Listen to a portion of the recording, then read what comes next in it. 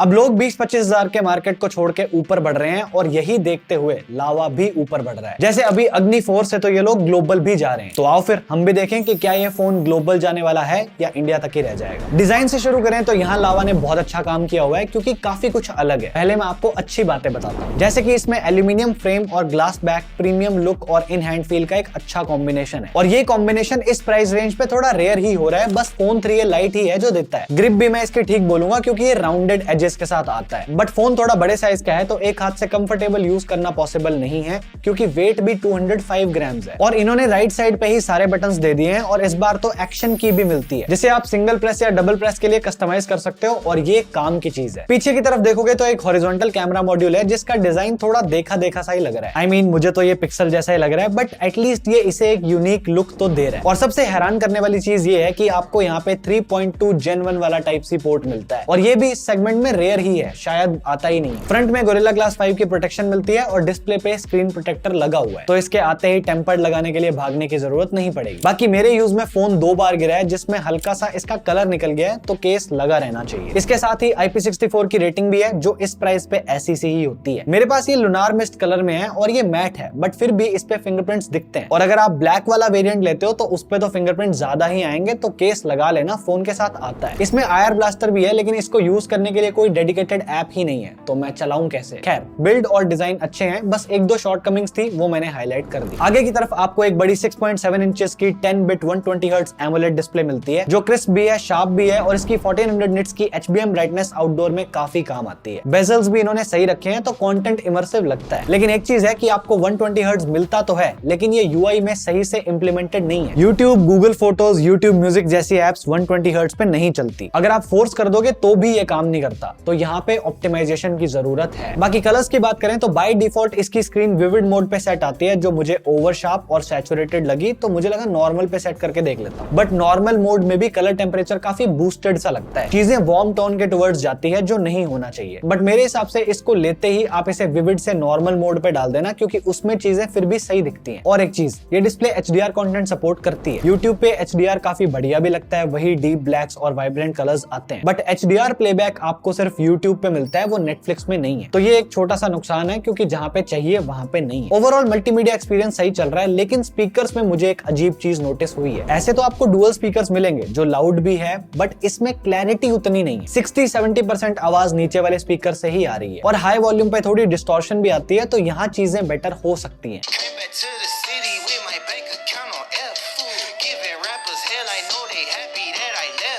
Overall मैं इसके speakers को 6.5 या 7 रेट करूंगा। डिस्प्ले में नीचे की तरफ फिंगरप्रिंट स्कैनर भी है जो पाताल में ही है। फोन बड़ा है तो ये थोड़ा ऊपर होता तो कंफर्टेबल रहता बट चलो यहाँ तो जो हुआ सो हुआ। बट ये लावा परफॉर्मेंस में काफी सही आग लगाता है। पहले नर्डी लोगों के लिए स्पेक्स देख लो। MediaTek Dimensity 8350 chipset, 8GB LPDDR5X RAM और 256GB की UFS 4 स्टोरेज जो काफी इंप्रेसिव है क्योंकि इस प्राइस पे ये मिलती ही नहीं है। और वेपर कूलिंग चेंबर भी दिया है ताकि हीट मैनेजमेंट बेटर हो। अब एग्जैक्टली हीट कैसे मैनेज हो रही है वो मैं आपको गेम्स में दिखाऊंगा। एक बार बेंचमार्क्स की बात करें तो Geekbench में सिंगल कोर लगभग 1446 और मल्टी कोर 4518 आया है जो काफी रिस्पेक्टेबल नंबर्स है। Antutu का वर्जन 11 इसमें नहीं चलता, मैंने वर्जन 10 भी ट्राई किया, ये भी नहीं चलता। बट मैंने बाकी वीडियोस में देखा कि स्कोर 13 से 14 मिलियन आ रहे हैं और 3D मार्क में स्टेबिलिटी अराउंड 88% है और लूप स्कोर्स भी ठीक है। आपको अगर इस वीडियो में दिखाए हुए डेटा को क्रॉस वेरीफाई करना हो तो यहाँ पे यूज हुए जितने भी स्क्रीनशॉट्स हैं मैं सारे गूगल ड्राइव पे डाल चुका हूँ जिसका लिंक डिस्क्रिप्शन में। चलो अब गेमिंग का बताऊं तो 30 मिनट्स मैंने मैक्स सेटिंग्स पे इस पे BGMI खेला, इसमें मुझे एवरेज 55 FPS मिले और 120 ये सपोर्ट नहीं करता और BGMI में इसका टेम्परेचर कंट्रोल्ड था। Genshin Impact में मैक्स सेटिंग्स पे ये अराउंड 58 FPS तक जाता है जो काफी इंप्रेसिव है बट टेम्परेचर BGMI के कंपैरिजन में थोड़ा बढ़ गया। सेम Wuthering Waves के साथ भी है, ये थोड़ा हैवी गेम है तो एवरेज FPS 51 ही आए हैं और इसमें टेम्परेचर Genshin Impact से भी ज्यादा हो गया। बट ये हीट मेरे को हाथों में उतनी फील नहीं हुई क्योंकि ये एल्यूमिनियम फ्रेम है जो मैकबुक की तरह सर्दियों में ठंडा ही रहता है। बट मोटा मोटा गेमिंग का देखें तो आप इसमें मीडियम सेटिंग्स पे गेम्स खेल सकते हो और जनरल एक्सपीरियंस में वही सेम रूटीन जो सबका होता है, व्हाट्सएप, इंस्टाग्राम, यूट्यूब वगैरह वगैरह। तो इन सब में और मल्टीटास्किंग में कोई दिक्कत नहीं है, सब स्मूथ चल रहा है। थोड़े बहुत इधर उधर फ्रेम ड्रॉप्स हो जाते हैं बट एज सच कुछ मेजर नहीं। एनिमेशन भी बढ़िया है तो ऑप्टिमाइजेशन में तो लावा ने सही काम किया हुआ है। तो जनरल परफॉर्मेंस का कंक्लूजन ये है कि ये फोन सॉर्टेड है और गेमिंग का भी मैंने आपको बता दिया कि हल्का गर्म होता है तो मीडियम सेटिंग्स पे खेलोगे तो सही रहेगा। अब बैटरी की बात करें तो इसमें आपको एक 5000 mAh की लिथियम आयन बैटरी मिलती है जो अभी आने वाले स्मार्टफोन्स के कंपैरिजन में कम लग रही होगी क्योंकि सिलिकॉन कार्बन नहीं है। अब क्यों नहीं है उस पे मैं नहीं जा रहा, मैं आपको एसओटी दिखाता हूँ। मैंने काफी सारे स्क्रीनशॉट्स लिए हैं और इसे आप जैसे मर्जी यूज कर लो, ये आपको ऑन एवरेज 6.5 से 7 घंटे का एसओटी देता है, क्योंकि ऐसे तो आप ज्यादा कंटेंट देखोगे तो 8-8 घंटे का एसओटी भी आ जाता है, बट एवरेज 6.5-7 का है, जो कि डिसेंट है। तो चाहे आप रोजगारी में हो या बेरोजगारी में, बैटरी इसकी ना तो बेस्ट है और ना बुरी है, बीच में कहीं पे आती है। और अगर आपके लिए ये कम पड़ रही है तो फोन के साथ 66 वॉट का चार्जर मिलता है,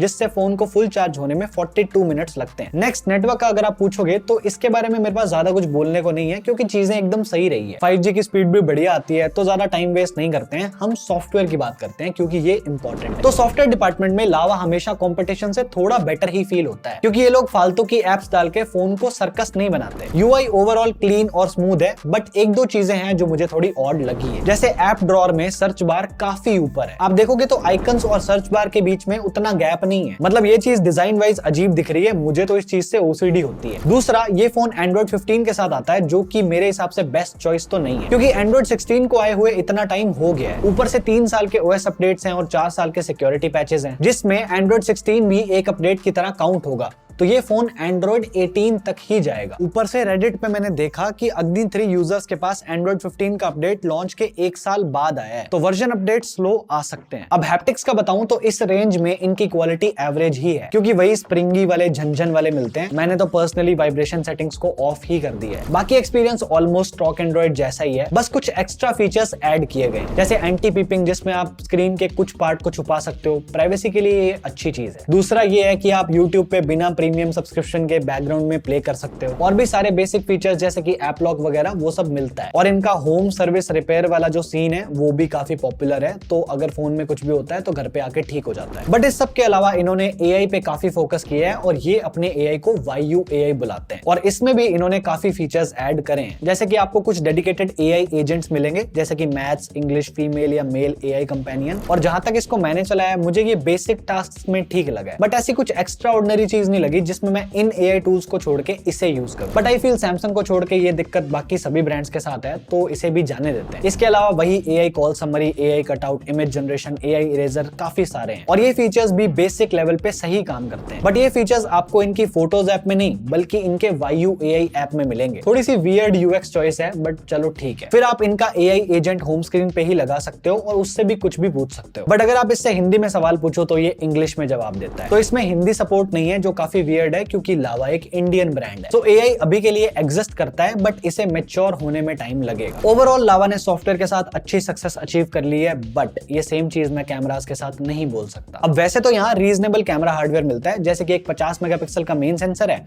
और वही 8 मेगापिक्सल का अल्ट्रा वाइड और 50 मेगापिक्सल की सेल्फी भी है। बट हार्डवेयर देना और ऑप्टिमाइज करना दोनों अलग अलग चीजें होती हैं। फोटोज की बात करें तो डे लाइट में सही है, कलर्स थोड़े से बूस्टेड हैं, बट वैसे ठीक है। बट मेरी 2 प्रॉब्लम्स है। पहला तो ये कि ये कई बार फोकस ही नहीं करता, मतलब फोटो खींचने के बाद आपको लगेगा कि फोकस हुआ ही नहीं है, जो कि दिक्कत है। दूसरा, इसकी फोटोज में क्लैरिटी उतनी है नहीं, बस ऊपर से शार्पनेस ऐड करी हुई है, और कई बार तो ये HDR या हाइलाइट्स को भी ब्लो करता है। वैसे इंडोर शॉट्स तो फिर भी ये आउटडोर के कंपैरिजन में बेहतर ले लेता है। और इससे पहले आप बोलो कि इसमें अपडेट आया है, तो हाँ, ये सारी फोटोज अपडेट के बाद ही ली हुई हैं। अपडेट से चीजें इंप्रूव जरूर हुई हैं, बट ऐसा कोई सिग्निफिकेंट जंप नहीं है। अल्ट्रा वाइड की बात करूं तो ये वैसा ही है जैसा जनरल 8 मेगापिक्सल का अल्ट्रा वाइड होता है। इसके कलर्स मेन सेंसर से मैच नहीं करते, और लाइट कंट्रोल भी थोड़ा खराब है। कई फोटोज में ओवर एक्सपोजर वाली दिक्कत आ ही जाती है। पोर्ट्रेट फोटोज में एज डिटेक्शन सही नहीं है, और इसमें भी वही बात है कि अंदर पोर्ट्रेट्स लो तो आउटडोर के कंपैरिजन में सही आ जाते हैं। ओवरऑल इन्होंने सारे ही मोड्स में शार्पनेस डाल रखी है, जो अच्छा नहीं लग रहा। और ये सब देखने के बाद रात में फोटोज का क्या है वो भी देख लो, क्योंकि कहानी काफी सेम है, तो जल्दी खत्म करता हूँ। रात में भी हाईलाइट कंट्रोल बेटर करने की जरूरत है, कलर सैचुरेटेड है और फोटोज मोर और लेस शार्प नहीं आती। हालांकि मेरे को इससे सेल्फीज सही लगी है, कलर्स थोड़े वार्म साइड पे हैं और स्किन टोन्स भी ठीक है, एंड शार्पनेस भी सही है। मैंने इंडोर आउटडोर दोनों जगह चेक करा, and selfies are good. Videos को देखें तो ये 4K 60 FPS तक शूट कर लेता है, एंड क्वालिटी वैसी ही है जैसी इस प्राइस पे होती है। बूस्टेड कलर्स है और शार्पनेस भी जरूरत से ज्यादा है। बाकी वीडियो में फोकस वगैरह तो सही कर लेता है, ये दिक्कत बस फोटोज में है। सेल्फी वीडियोस का बताऊं तो आप इसमें 4K 60 FPS तक जा सकते हो, लेकिन अगर EIS ऑन होगा तो ये जेली वाला सा इफेक्ट आता है, और इसका फील्ड ऑफ व्यू भी बहुत कम है। इससे बढ़िया यही होगा कि आप इसे बंद कर दो, ताकि फील्ड ऑफ व्यू भी भी थोड़ा बढ़ जाए और जो शेक आ भी रहा है वो थोड़ा नेचुरल लगे। बाकी सर्दियों की इस धूप में भी कलर्स उतने सही आ नहीं रहे। तो मेरे ओपिनियन में कैमरा वाले डिपार्टमेंट में लावा को बहुत काम करने की जरूरत है। आई थिंक कैमरास को बेटर करने के लिए और सॉफ्टवेयर अपडेट्स निकालने चाहिए, क्योंकि अभी इसमें दिक्कत है। अब साफ शब्दों में बताता हूं कि किसको ये फोन लेना चाहिए, क्योंकि 20-25 हजार में फोन्स काफी ज्यादा हैं, तो कंफ्यूजन भी ज्यादा ही है। अगर आपको कैजुअल यूज में एक फोन चाहिए जिसका यूआई बढ़िया हो, जिसका बिल्ड बढ़िया हो और परफॉर्मेंस में भी आपको कमी ना लगे, तो आप अग्नि 4 के साथ जा सकते हो। बट कैमराज अगर आपकी फर्स्ट सेकंड प्रायोरिटी है तो आपको दूसरे ऑप्शंस की तरफ देख लेना चाहिए। तो ये मेरा कंक्लूजन है और इसी के साथ मेरा आज का हो गया। This is it from my side. Thank you so much for watching. I am Divanshu and I am on leave till the next one. Bye bye.